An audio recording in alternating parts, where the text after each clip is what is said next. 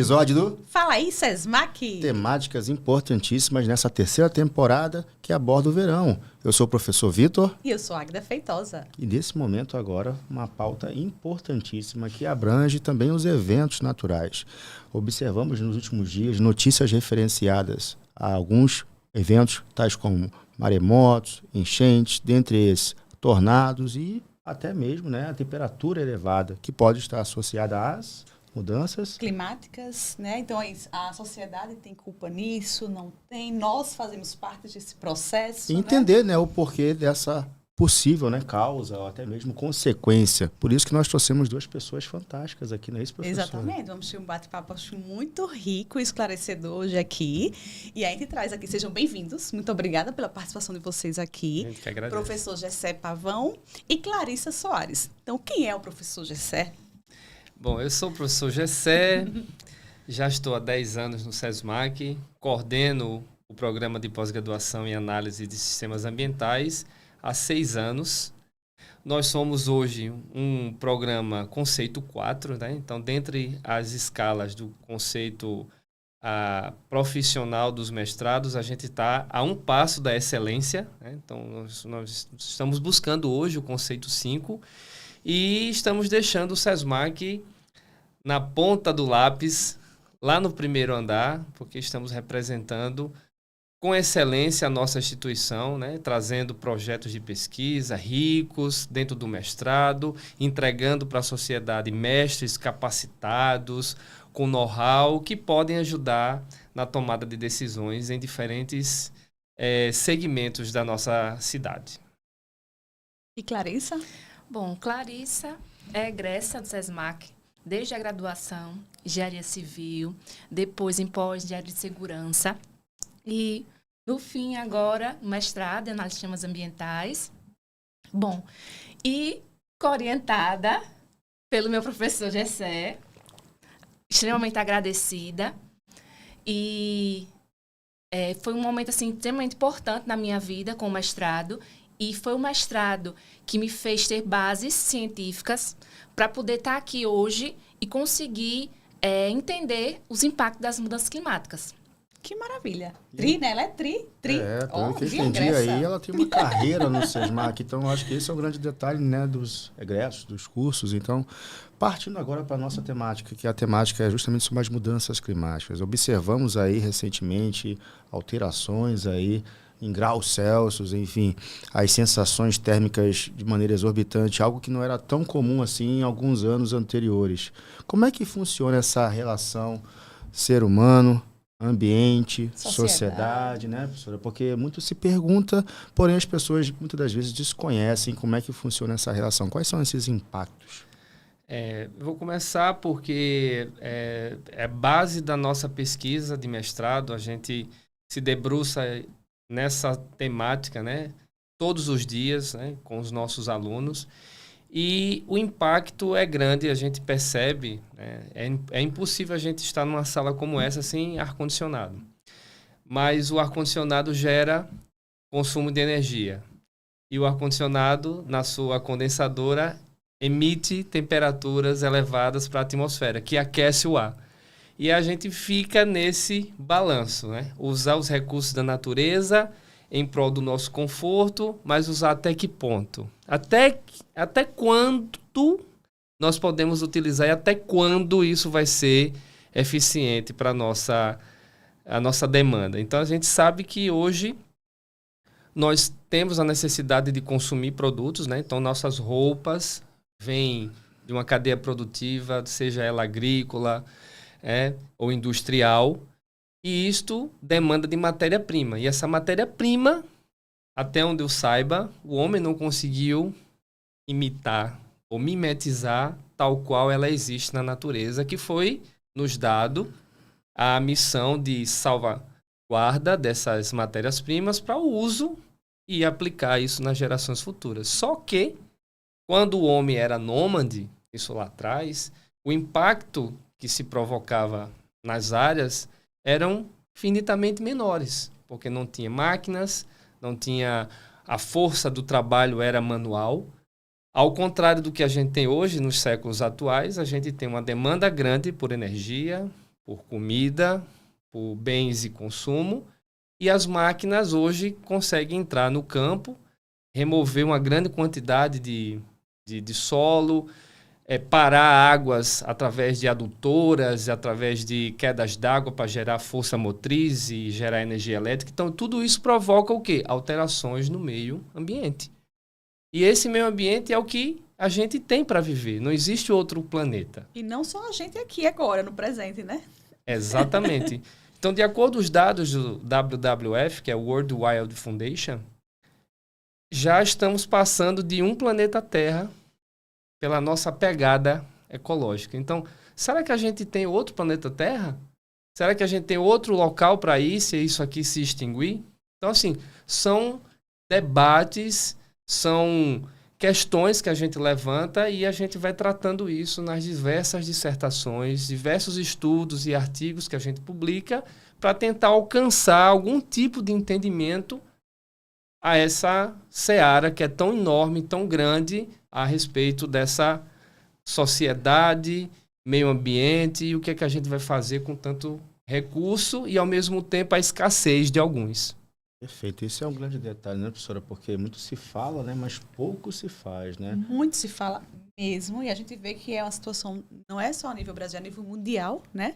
É uma situação a nível mundial. Isso, a população do mundo inteiro sofre da mesma consequência. Então, não adianta a gente consumir um produto que só existe aqui no Brasil, porque em outra parte do mundo vai precisar dele. Então, hoje o Brasil exporta muita água virtual, na forma de grãos, na forma da carne, tanto bovina, de frango. Ou seja, essa falta d'água que acontece aqui no Brasil acontece em qualquer outra parte do mundo. Mas não é por falta de racionalização, é por falta de cuidado, falta de políticas públicas, né? Que depois a Clarissa vai esclarecer melhor sobre isso, que foi um ponto de debate, né, de discussão do estudo que ela fez. É bem importante isso, a gente se levantar. Porque os hábitos também, né? Os costumes mudaram, né? Antigamente as pessoas dormiam cedo e acordavam cedo. Talvez aí, justamente o que o professor disse, né, Clarice, também, esse consumo de energia impactava menos, né? E agora é uma realidade, o impacto é maior, não é verdade?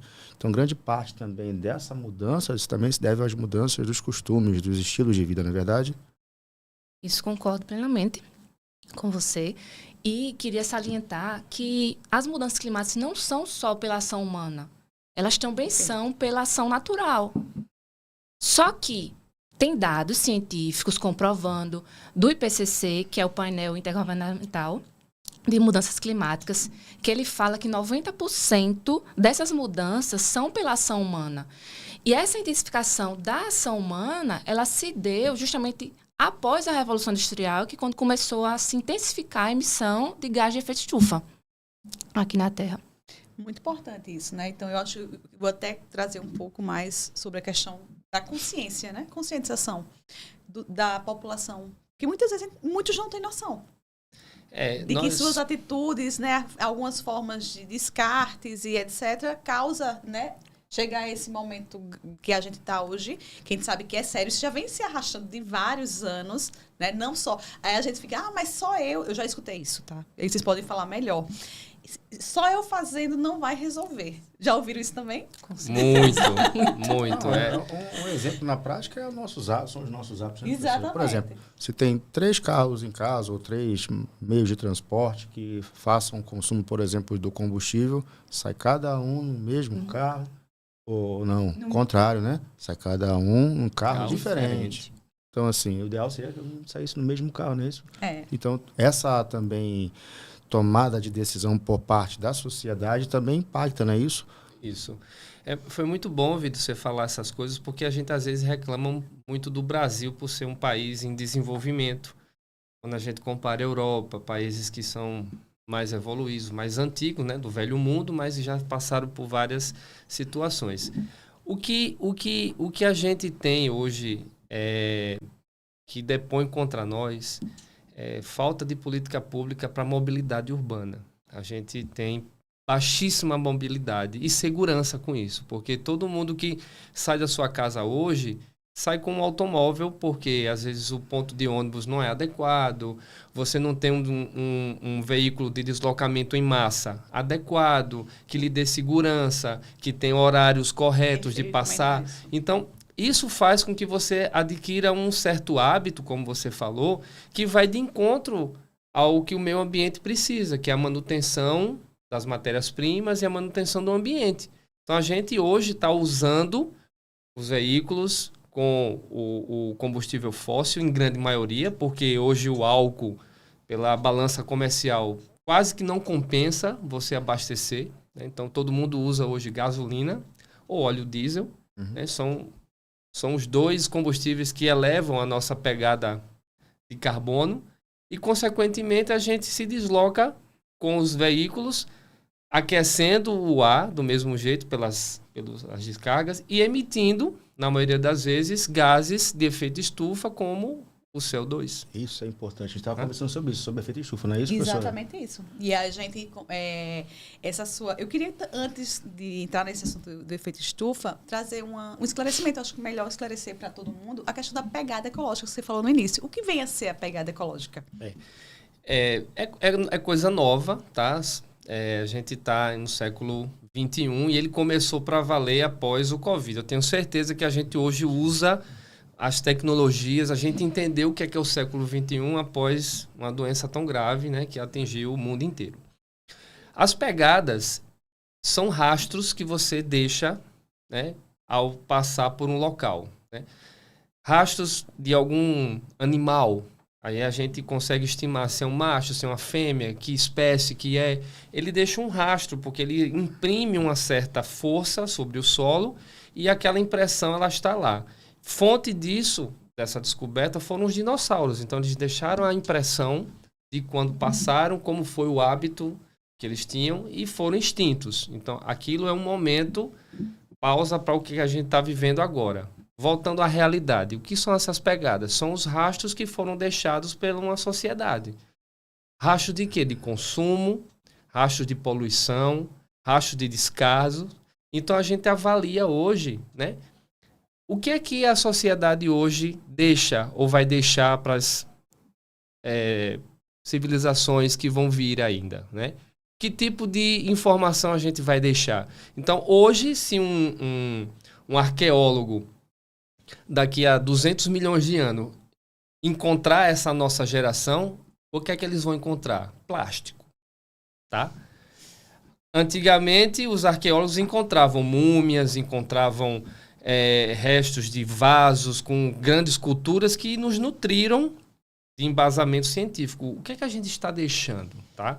Eu fico preocupado. Que reflexão, eu fico preocupado com esse legado, porque tudo hoje é muito descartável. Eu achei legal as xícaras serem de porcelana, porque assim evita você descartá-la, né? Ela é um souvenir lindo, mas é durável. É isso que a gente não consegue entender, porque existe tanto plástico de uso único e eles são descartados assim livremente e sem nenhum tipo de consciência. Se a gente parar para analisar na nossa casa mesmo, se a gente for olhar o lixo do dia, olha a quantidade. A quantidade é uma coisa assim que, meu Deus, quanta coisa a gente descarta. E a gente fez a pegada ecológica do SESMAC dentro do nosso programa e a gente viu que o SESMAC está no caminho certo. Primeiro começou com a distribuição de canecas, depois daquelas squeezes. Muito, em cada ação, eu acho que isso tem se intensificado. Então, esses plásticos duros, eles são realmente feitos para durar mais tempo. Então, assim, evita esse descarte.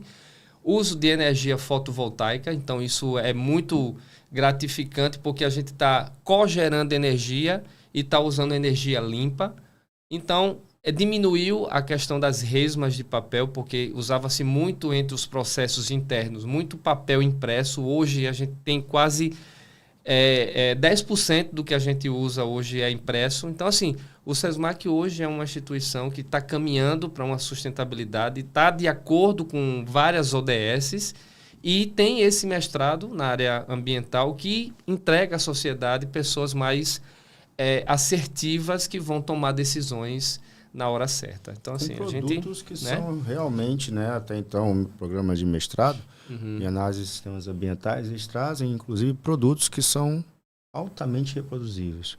Você consegue reproduzir tudo que é feito ali, né? Tem alguns exemplos que a gente vai falar mais adiante, mas realmente são fantásticas, né? As condições mínimas que vocês trazem de sustentabilidade, que também é uma temática e um termo muito utilizado quando se fala, né, até então, né, na proposta realmente associada a essa relação ser humano, ambiente, sociedade, não é isso? Uma consequência que eu penso assim sobre a pandemia, pelo menos pelo SESMAC, foi a questão do uso da plataforma digital. Isso reduziu essa questão das resmas lá. E também não só adotar no nosso ambiente de estudo, mas no nosso ambiente de trabalho. Se eles deram uma garrafa para você adotar, por que você não usa também no seu ambiente de trabalho? Não só no ambiente de estudo. Você anda com ela na sua bolsa. Você não vai ter esse problema de esquecer. Se você deixar na sua bolsa, são coisas simples que pode fazer e adotar no seu dia a dia. Se cada um fizer um pouquinho, o pouquinho de cada um somando, vai fazer a diferença. Agora, se ninguém pensar desse jeito que o meu pouquinho vai fazer uma diferença, nunca se vai ter uma sociedade que pense nas questões futuras, que seja sustentável, efetivamente.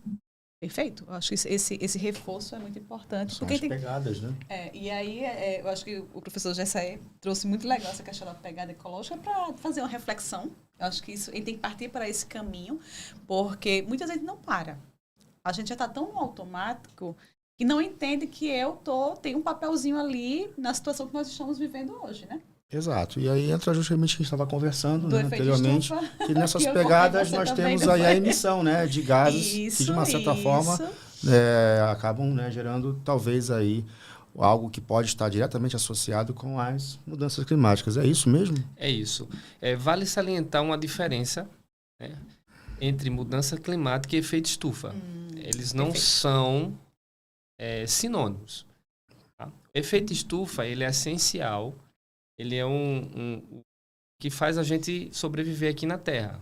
Sem o efeito estufa, a nossa temperatura ia ser abaixo de zero em todo o globo terrestre. Então, assim, não iria existir... Sobreviventes, vamos dizer assim. Às vezes até poderia, só que não ia ter culturas para serem plantadas. A gente teria hoje um outro hábito diferente e talvez nem existir sem o efeito estufa. Então, isso é necessário. Agora, o que é o aquecimento global que migra para as mudanças climáticas? Tá? É uma intensificação, como Clarissa falou, dessa pós-indústria, né? Que hoje é uma indústria de consumo a todo vapor, gerando vapores, gerando resíduos. Isso interfere nos ciclos biogeoquímicos da água, do carbono, do fósforo. E eles ficam interrompidos em várias fases, principalmente a água, que atinge 3 estados, né? Sólido, líquido, gasoso. Juntando com essas poeiras atmosféricas, o Sol, que é o único ser, né? O astro que emite essa radiação, né? Que aquece o solo, emite essa radiação, passa pela camada ultravioleta que a gente tem, né? Camada de proteção, aquece a água, aquece o solo, e deveria voltar mais de 70%, né, dessa radiação. E o que é que está acontecendo? Por conta dessa barreira de poluição, chega muita radiação e está ficando muita radiação. Então, o que está voltando é 20%, 30% desse normal, vamos dizer assim. E esse aquecimento, ele está longe de ser eliminado, né? A gente tem que conviver com essa situação, né? Uma forma de mitigar são esses hábitos, pequenos gestos. Fecha a torneira quando estiver escovando os dentes, fecha a porta da geladeira, tira tudo que você tem da geladeira, mas depois fecha para não ficar abrindo e fechando. Né? Casas com construções mais sustentáveis, aproveitando mais a radiação, né? Iluminação natural. Então, assim, migrando para cidades sustentáveis. Então, é isso que a gente tem que fazer para conviver com essas mudanças climáticas. Porque hábitos, alternativas, né? E eu vou mais além. A gente tem que parar realmente, porque a gente está em declínio. Tá? A Terra já acendeu a sinaleta vermelha há muito tempo. Então, existem pesquisadores, né, que defendem que a gente hoje está num ciclo de resfriamento global, porque para aquecer precisa resfriar e vice-versa, né? Então são as eras que acontecem isso, né? Uma sigmoide. E tem outras pessoas que não adotam essa parte do resfriamento, né? Então a gente não vai resfriar, não vai ter esse resfriamento, vai ser um superaquecimento.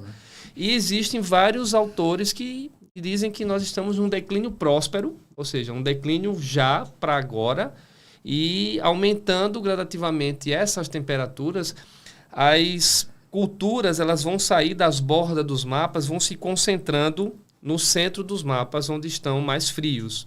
Só que as populações também vão migrando para esse. Então, daqui a pouco não vai existir espaço nas bordas dos oceanos, porque os mares vão avançando, as temperaturas vão se elevando, as calotas polares vão derretendo, e isso vai invadindo os continentes. Então, a gente vai ficar sem espaço, tá?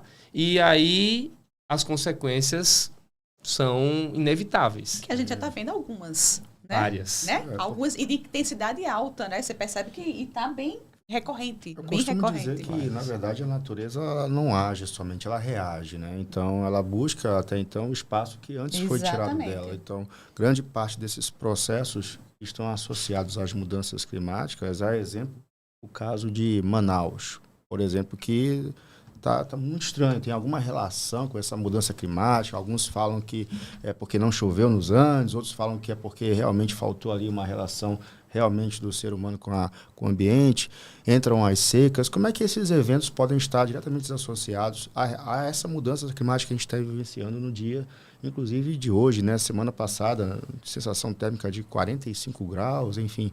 Como é que a gente pode fazer essa relação? Bom, pensando nesse caso de Manaus, como é que poderia ser pensado? Quando se fala de mudança climática, você pensa logo, aqueceu a temperatura da Terra. Se aqueceu a temperatura da Terra, você vai ter inúmeras consequências. Vai ter o descongelamento, derretimento, né, das calotas polares. Com isso, vai aumentar o nível dos oceanos. O que é que vai acontecer com isso? Vai ter aquecimento dos meus oceanos. Aí vai começar a ter alguns efeitos. Acidificação. Consequentemente, os ecossistemas marinhos e os outros que estão diante da cadeia alimentar estão todos conectados. Então, todos vão sofrer. Então, Manaus, a questão de Manaus, dessa mudança climática é o intenso processo de seca que está acontecendo naquela região. Somada à poluição que está naquela região e, sobretudo, o desmatamento da Amazônia. Inclusive, a seca lá alcançou o nível máximo de seca nos últimos 120 anos. Não, tá todo mundo assim, em alerta e assim, pasmo, na verdade, com aquela até situação, né? a bacia do que chamam de calado do rio, né? Que é a profundidade, enfim. Impressionante. Teve mudança, inclusive, como disseste, no ecossistema até então, daquela região, né? Então, é algo a se pensar e a tentar observar para que não ocorra, de uma certa forma, em outros cenários, em outras regiões, não é isso? Pode ter alguma migração da população do local, porque se você tem uma alta seca, se intensificar ainda mais, vai acontecer o quê? A produção de alimentos vai diminuir, você não vai ter condições de produzir, então vai ter fome, minha gente. Vão ter que migrar para um outro local, que é justamente a chamada migração das pessoas climáticas, por motivos climáticos. Que isso vem acontecendo, isso é realidade. Vocês estão trazendo pontos assim, e a gente tem uma nomenclatura que vocês estão usando bastante aqui, e eu queria que talvez vocês pudessem deixar ela mais clara. Quando a gente fala a palavra sustentabilidade, a gente não fala só pensando na questão do meio ambiente. Ela está somada a outras situações, a questão econômica, a questão social, cultural. Não é isso, não é essa soma, pensar nesse todo. Queria que vocês falassem mais um pouquinho sobre essa palavra sustentável, para entender, né? Porque até a Clarissa falou da questão da conectividade da cadeia e que pode causar consequências, a migração. Aqui não está mais funcionando, está indo para lá. E muitas pessoas também estão pensando, é em Manaus, não é aqui perto de mim. Só que existem impactos, né? Onde eu estou pode chegar o impacto, né? Eu trouxe várias coisas, não foi ao mesmo tempo. Mas foi fantástico. Eu trouxe, mas foi bom. Foi fantástico. Também existem outras diferenças entre sustentabilidade e desenvolvimento sustentável. Tá? Certo. O desenvolvimento sustentável são passos atendendo requisitos, atendendo agendas, promovendo mudanças, criando leis municipais, estaduais. São processos. Certo. A sustentabilidade é um alcance. Alcançou a sustentabilidade, porque atingiu os requisitos. Então, são pouquíssimos países hoje, né, pouquíssimas regiões do mundo que são sustentáveis. Os países nórdicos, muitos deles, Dinamarca, Noruega, esses são exemplos, né? Os países europeus, como a Suíça, são países sustentáveis, né? Adotam medidas, são países que já começaram lá atrás o processo de mudança. Né? Sul-americanos, a gente tem alguns em processo de desenvolvimento sustentável. O Brasil é um deles, né? O Brasil é grande demais e a sustentabilidade hoje, ela envolve esse tripé que a gente fala, né? Que é o ambiente, a sociedade e a economia. Então, assim, a economia é que transforma a matéria-prima em bens. Mas ela não é a todo preço e a todo custo. Não deveria ser. Mas se hoje deveria se mudar a mentalidade. Então, a economia é a mola motriz de qualquer região. Sem dinheiro, a gente não consegue fazer muita coisa. E de onde vem essa economia? Ela é gerada a partir dos recursos da natureza, que são gratuitos. Mas o homem vai lá e explora. Usa máquinas grandes e as indústrias transformam. E essa economia, ela gera compra. Tá? Dá poder de compra, gera consumo em você e você vai lá e compra. Então, dignamente, para ser economicamente viável ou ser sustentável, é você ganhar um salário adequado. Né? A gente sabe que se a gente for falar dessa série de salários, a gente está muito aquém do que a gente deveria ter hoje como salário mínimo. Né?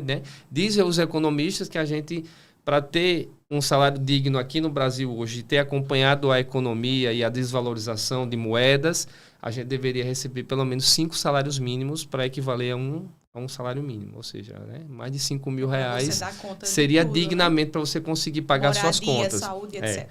E aí a sustentabilidade tem isso. Índice de pobreza de um país, analfabetismo, tráfico de drogas, corrupção. Então são esses requisitos, entre outros tantos, né? Esses são os principais, que no tripé a gente não consegue ser um país sustentável, porque a gente tem muito ainda a fazer, mas fazemos, né?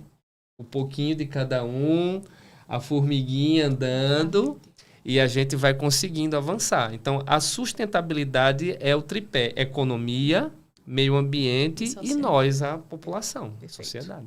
Por isso que é de vital importância compreender essa relação com muita profundidade. Da mesma forma, parece, até então, que a sociedade também não está preparada para o descarte desses materiais, né? Então, eu queria saber de vocês como é que está gerando esse impacto, até bom, seja nos rios, nos lagos, enfim, em aterros, né? Principalmente do descarte de plástico de forma errônea. Como é que tem sido feito essa conversa lá com os colegas que são especialistas na área e associando isso, logicamente, às mudanças climáticas? Diante disso, eu creio que está totalmente errado o que a gente está fazendo hoje em dia. Por quê? O básico não se é feito. Em casa você não separa o lixo, que é o básico. O que custa ter, no mínimo, 2 lixeiras. Uma, pelo menos, para separar o orgânico. Outra, você separa o reciclável. Por que não fazer isso?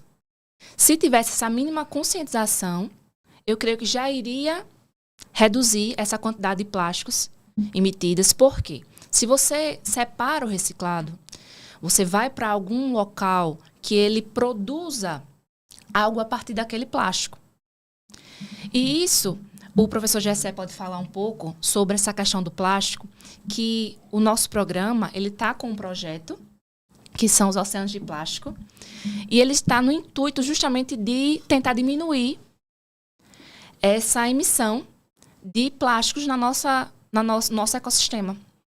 E é um projeto fantástico por 2 motivos. O primeiro, porque nós aprovamos um edital super acirrado. No Nordeste, foram só apenas 3 instituições. Dessas 3, 2 federais e a nossa instituição. Que maravilha. Né? As outras, não preciso nem falar. USP, UFRJ, então são fantásticas em captação de recurso. Então, este foi um grande projeto que nós aprovamos no ano de 2022, que aí a gente começou a receber os recursos agora em 2023. Então, assim, foi uma surpresa enorme para todo o SESMAC e uma felicidade grande como pesquisador que sou, né? Já venho nessa batalha melhorando meu currículo, me estabelecendo como um pesquisador de alto nível, e hoje eu tenho a consagração de ter tido esse privilégio de aprovar esse grande projeto. Então, é um projeto que envolve a sociedade, né, no formato de educação ambiental, envolve a formação de recursos humanos, porque estamos qualificando recursos humanos de qualidade, com recurso público sendo investido na educação e na formação e na habilidade desses profissionais em lidar com os problemas ambientais. E o problema dos resíduos sólidos urbanos, em especial plástico, este é o nosso principal foco da discussão. Porque ele hoje, para nós, né, dentro da Polyconcrete, que é uma startup que está incubada também dentro do SESMAC, dentro da nossa incubadora, utiliza esse plástico que vai para os oceanos como matéria-prima. Que fantástico. Nossa, como assim? Então, a gente faz o processo de captura desse plástico em loco, né, dentro do CELM, que é o Complexo Estuarino Lagoa Mundaú-Manguaba, e também nos oceanos, porque assim, o complexo joga poluição no oceano, né? Se você olhar o nosso complexo, é uma ferradura e aqui está o mar. Então, vem os dejetos, tanto orgânicos como de plástico, vêm pelos rios, caem nas lagoas e das lagoas jogam no oceano. Então, a gente faz os 2 papéis, tanto nos oceanos quanto nos lagos, né? Nas lagoas. E a gente captura esses plásticos que estão lá na areia, que o próprio mar devolve. Então, ele recupera fôlego, nos devolve o que a gente jogou de poluição e a gente transforma isso em fibras que substituirão, né? Que hoje substitui um pouco da areia e um pouco da brita, e a gente transforma em artefatos de concreto para um uso duradouro, como pisos intertravados, cobogóis, meio-fio.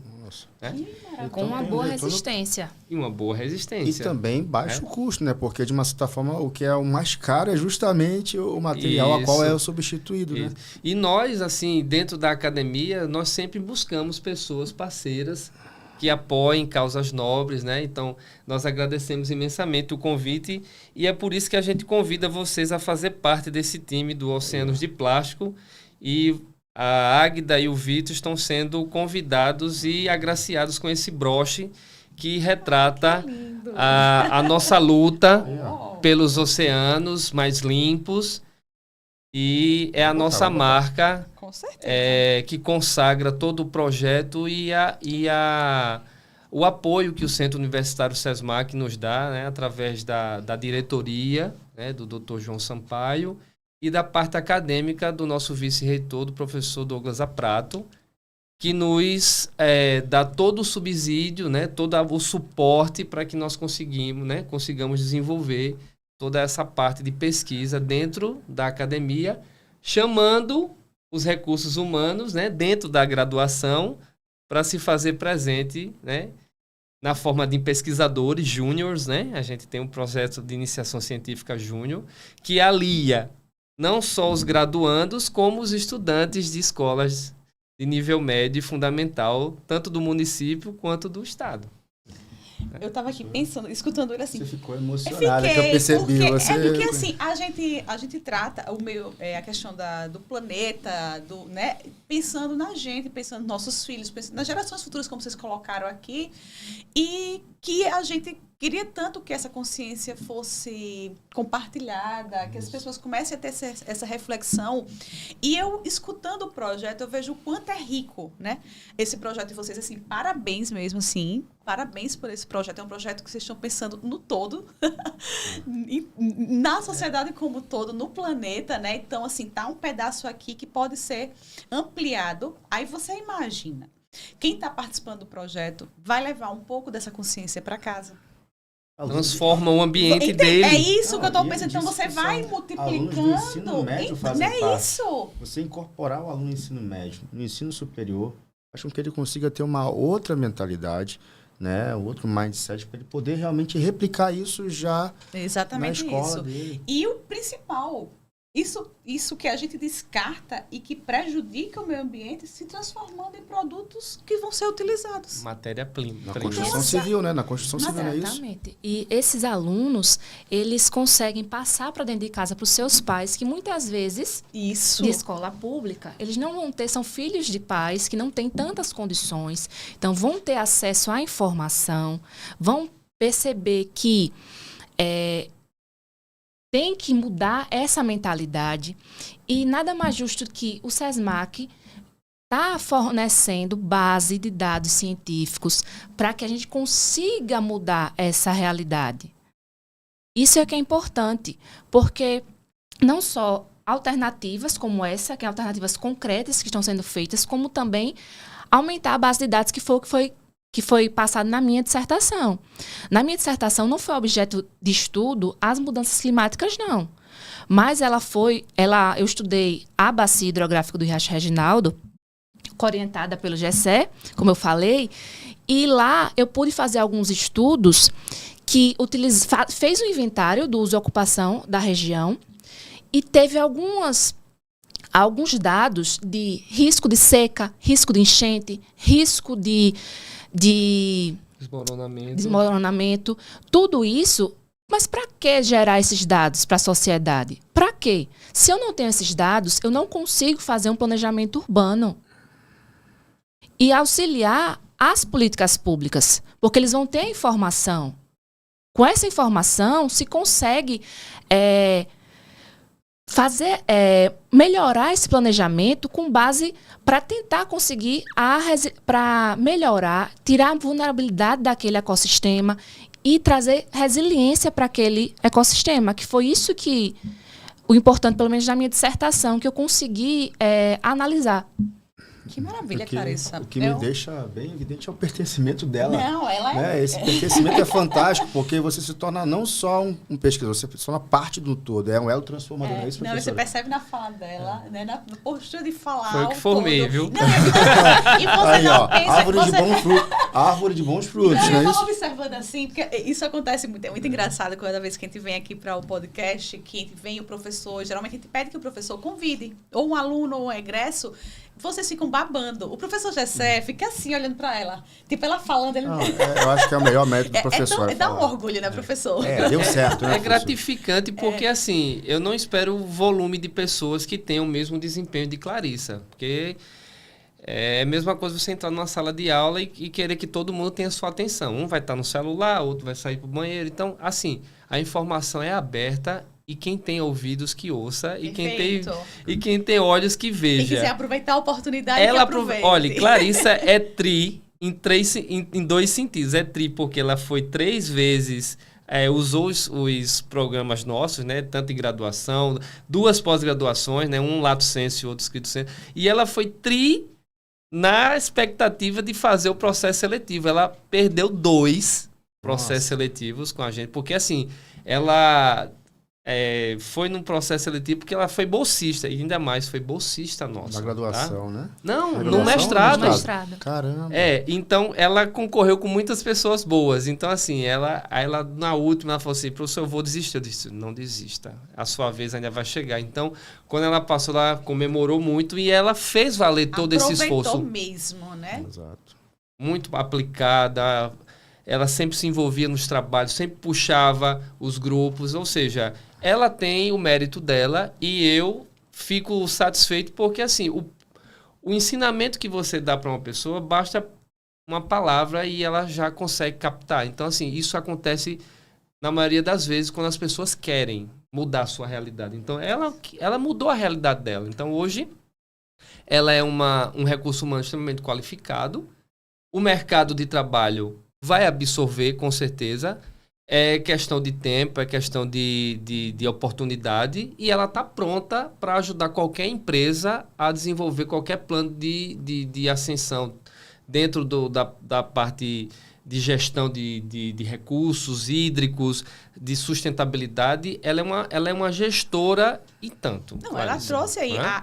pela fala dela, o resumo que ela fez aqui da dissertação dela, ela traz uma base que é importante e fundamental, que muitas pessoas não têm, que é a questão dos dados, para você projetar, planejar, né? Então, muitas vezes, essas atitudes que são tomadas, estou falando na gestão pública mesmo, né? Às vezes é feita de forma imediatista, sem um estudo prévio, e termina meio que acontecendo novamente as mesmas situações, onde você poderia estar prevenindo através de dados que você já tem e vai ter um estudo adequado, um planejamento adequado para isso, né? E o estudo que a Clarissa fez, dessa parte de vulnerabilidade da bacia do Riacho Reginaldo, foi feita com o pessoal da Unip, Universidade Paulista. Foi a primeira interface que a gente fez, que foi o Oceanos de Plástico que promoveu essa interface com esses pesquisadores.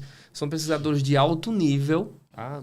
Publicação internacionais, grupos internacionais, e Clarissa conseguiu, com toda a humildade dela, entender o que os pesquisadores queriam que ela fizesse, e hoje ela está com um arquivo enorme, inédito, que a gente vai lançar o livro agora, né? Tem esse livro que a gente vai lançar. Parabéns, Clarissa. Pela editora SESMAC, e vai ser em dezembro agora. A gente vai tentar fazer isso durante o 6º Congresso de Estudos sobre o Meio Ambiente, que é o CEMEIA. A gente vai tentar lançar lá. Estaremos lá. Conto com vocês. Tenha certeza. Estou extremamente elogiada, assim, lisonjeada, né? Com todos esses elogios do Gessé, assim, é extremamente gratificante. Lutei muito para fazer esse mestrado. É a minha cara, por isso que eu lutei. E orientada por ele, que fez assim a diferença. E também o apoio que eu tive com o pessoal da Unip, assim, foi um desafio, certo? De fazer, mas foi algo que engrandeceu e a gente vai colocar algo importante aqui para a sociedade. Vocês vão... Que maravilha. Produtos, né, que fazem parte aí de um trabalho fantástico. E, para além disso, né, lógico, referenciando as mudanças climáticas, que o próprio projeto Oceanos de Plástico traz uma excelente proposta para diminuir, né, essa incidência de impacto ambiental, entra aí um termo que eu gosto de chamar, né, que a gente não consegue distinguir da forma correta, existem algumas dúvidas, que é o termo El Niño e La Niña. Qual a diferença, né, nesses termos e qual seria, de uma certa forma, né, a relação deles com as mudanças climáticas? Bom, os efeitos, como você falou, El Niño e La Niña, eles são cíclicos, né? Eles se intercalam, mas são eventos atmosféricos e oceânicos, né? Isso tudo tem a ver com a temperatura da Terra, a forma com que as águas são aquecidas, né? Não faz muito tempo, mas a gente teve um evento trágico provocado pelo Laninha, que foi lá em Petrópolis, né? A gente teve aquele acúmulo, né? Foi um resfriamento muito rápido das águas ali do oceano, e isso se elevou numa forma de uma massa de ar, né? De nuvens, e pela infelicidade do relevo da região, parou naquela montanha. E a chuva, né, a quantidade de água que choveu ali, foi infinitamente maior do que todos os anos de avaliação que já foram feitas, né? Então, assim, superou as expectativas, e vamos combinar, que nenhuma cidade está preparada para receber enchente ou ter algum tipo de evento extremo, né? As cidades vão se preparar. Não é assim. A gente tem que se antecipar aos eventos extremos, mas nenhuma cidade hoje está preparada para isso. É interessante para você ver que a variação também, até dos termos, interfere. Tá fantástico, pessoal. Esse episódio aqui foi muito... Não, eu acho que ele merecia 2 episódios. Exatamente. Merecia. O tema, ele é realmente, assim, é um tema importante, né? Necessário e que traz muitas abordagens. Eu acho que a gente pode pensar em um outro aí para a gente complementar eu sou totalmente essas a favor, falas, porque Nós poderíamos falar das cidades inteligentes Isso. se preparando para os Sim, eventos sim. extremos e essa parte de sustentabilidade para mediar essa nossa outra conversa, porque aí vai ser muito legal. Mas vale a pena brindar Ah, esse nosso e episódio. agradecer a vocês. E agradecer Foi a muito vocês. enriquecedor Agradecemos. e importante, Obrigada. viu? Por isso, mais um episódio do Fala aí, Sesmac. 50 anos Iluminando Histórias.